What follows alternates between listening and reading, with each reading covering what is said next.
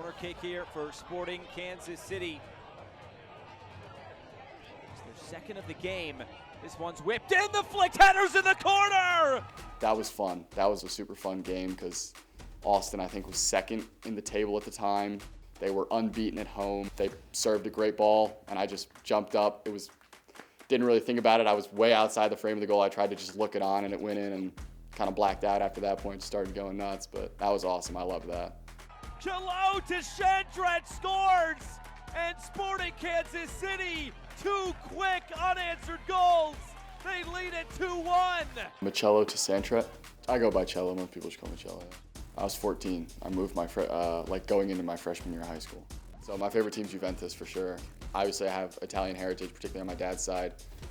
He's got relatives that still live in Italy, so I was a massive fan of the Italian national team. Loved the main back three, like Buffon. I was a goalkeeper growing up. Buffon, I loved that guy. And then you could not get a better center back pairing to me than Bonucci and Chiellini. They were dogs. Like, they were just hard-nosed. They were mean. They were nasty. You couldn't get by them. And at the time, the Italian national team perfectly coincided basically with the Juventus starting 11. Like, it was copy and paste, and so that wasn't easy for me. Although it's kind of funny because my Italian relatives did not like that I liked Juventus because we're from Naples, so they're all Napoli fans. They were pissed, but I was like, it's like, dog, I can't. Those are my boys. Like, I have to. Yeah, so I've always had long hair. It's always been my thing.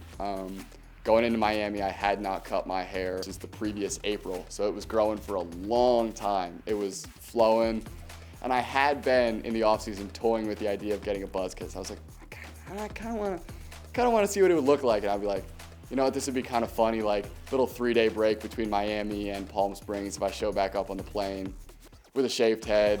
What's up? My head's cold. Is it? Good to see you. There's no way, Cielo. Might be a little cooler in the hot weather, and no one believed that I did it, and then they showed up, they were like, oh my God, dude, what happened? Who made you want to become a soccer player? My dad. So my dad played, he was a professional soccer player, and so I grew up around the games because he just retired when I was a baby. So I was at the games when I was little, kind of just subconsciously absorbing that, and then I was on the sidelines running around. I always had a thing, and I kind of still have it where I call my dad after every game or practice because I just want to talk to him about it. It's good for me to just kind of talk through whatever I did. So that was always how I would connect with him. And then my mom was pretty good about trying to come out as frequently as she could. My dad, it was more difficult because he was coaching, so he was traveling for that. So I lived with a host family for my first 2 years. Like, they were awesome. I still hang out with them all the time. I still babysit the kids. They come to my games. So I established a really good connection there. And thank God, they were as cool and as calm as they were, because I definitely a big adjustment there. So my name is Cielo Tschantret. I am the U18 head coach. But I also am a parent of someone who was hosted. So my son Cielo, who is actually signed a contract here for the pro team, was hosted for 2 years. It's nerve-wracking. So it's tough letting your child, leave the home when he's 14 years old and basically go across the country. We were in Baltimore at the time, so it's a little difficult. So it's tough when you let your kid go.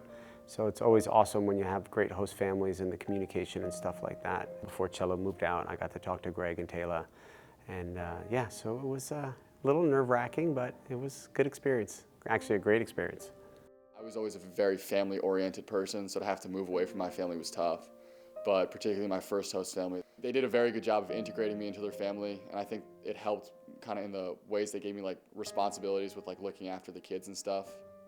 But no, I needed that because soccer's not always going well, and it didn't always go well, especially early on. I was struggling with a new school and being away from my family, so to have kind of that sphere to go back to after games and after practices, especially when it wasn't going well, I really needed that, kind of a little bit of a break.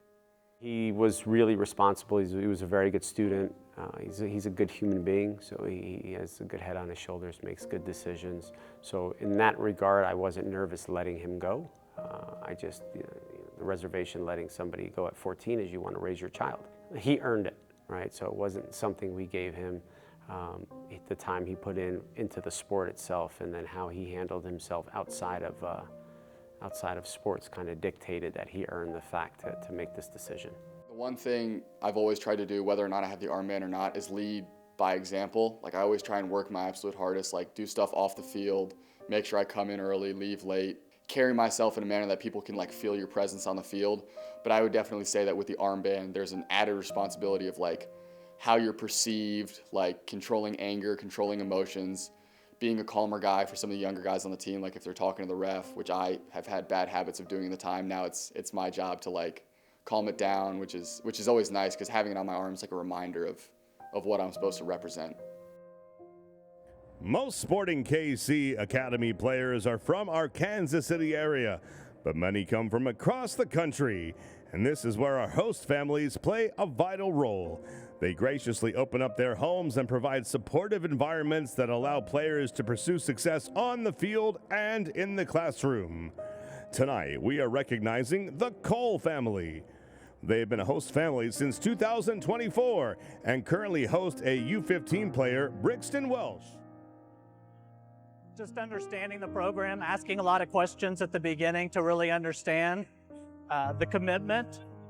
It's rewarding, but there's a lot of things that you have to do, from getting them to practice, making sure that they eat the right foods, and getting them to games even, whether it be the first team, the second team, or their own game. But the transition itself is very smooth because the organization is very helpful. Always willing to answer any questions anytime we've had questions. We pay special attention to Jake out there and Saloui, and it's a special thing to be able to see a kid start at 14 like Brixton is and work his way up through the time. I think it's a great program. I think it's incredibly beneficial, especially to get like talented kids out here. And I would say the most important thing is to make sure you try and like, obviously before you come here, make sure there is some connection with your host family so you feel comfortable. But once you're there, like try and treat it as if it's your family. You'll get more out of it. Like you'll feel more comfortable rather than just these strangers are housing you. Like if you try your best to make it a home and to make it a family, it'll benefit you tremendously.